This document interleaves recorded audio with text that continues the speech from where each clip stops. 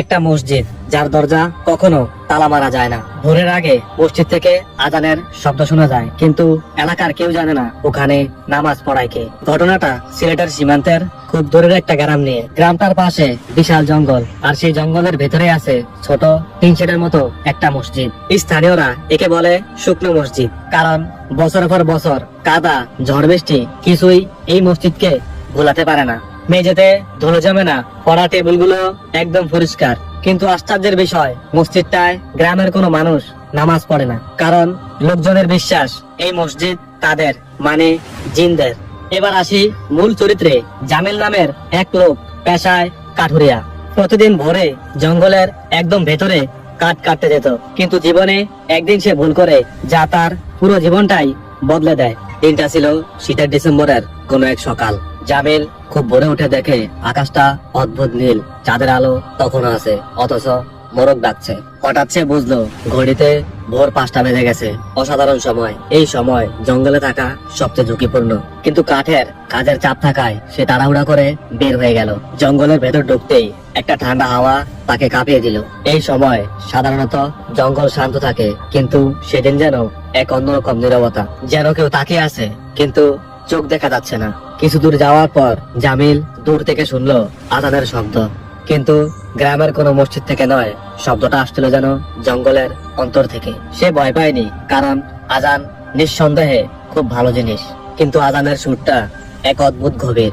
মনে হচ্ছিল যেন কোনো মানুষ না, একটা ভিন্ন জাত অথবা অন্য কোনো সৃষ্টি আজান দিচ্ছে।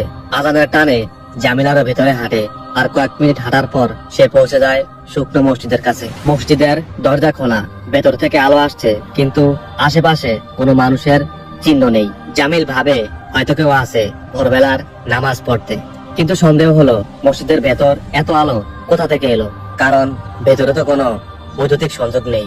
জামিল দরজার কাছে দাঁড়িয়ে মসজিদের ভেতরে তাকিয়ে দেখলো মসজিদের কার্পেট একদম পরিষ্কার, নামাজের সারি বাঁধা, কিন্তু কোনো মানুষ নেই। তবুও নামাজ পড়ার আওয়াজ আসছে, যেন কেউ সেজদায় আছে। জামিল ভয় পেলেও মসজিদের প্রতি সম্মান আছে বলে সে সামনে গিয়ে তাকালো। ভেতরে কেউ নেই, কিন্তু বাতাস যেন নড়ছে, যেন অদৃশ্য কেউ আছে। হঠাৎ 2 রাকাত নামাজের শেষ সালাম দেওয়ার শব্দ শোনা গেল, আসসালামু আলাইকুম ওয়া রাহমাতুল্লাহ। জামিলের বুক ধকধক করে উঠলো। শব্দের উৎসাহটা ঠিক তার সামনে, অথচ সেখানে কেউ নেই। হঠাৎ পেছন থেকে কারো হাঁটার শব্দ শোনা গেল। জামিল ঘুরে দাঁড়িয়ে দেখলো একটা ছায়া মসজিদের দরজার দিকে আসছে। ছায়াটা মানুষের মতো, কিন্তু পায়ের শব্দ নেই, মাটিতে পায়ের ছাপও পড়ে না। সামনের বাতাস আলোতে ভেঙে যাচ্ছে, যেন কেউ আছে কিন্তু দেখা যাচ্ছে না। জামিল কাঁপা কণ্ঠে বলল, কেউ আছেন? কিন্তু কোনো উত্তর নেই। বরং ছায়াটা মসজিদের ভিতরে ঢুকে ইমামের জায়গায় গিয়ে দাঁড়ালো। এরপর সূরা ফাতিহা পড়ার শব্দ শুরু হলো, কিন্তু ইমামকে দেখা যাচ্ছে না।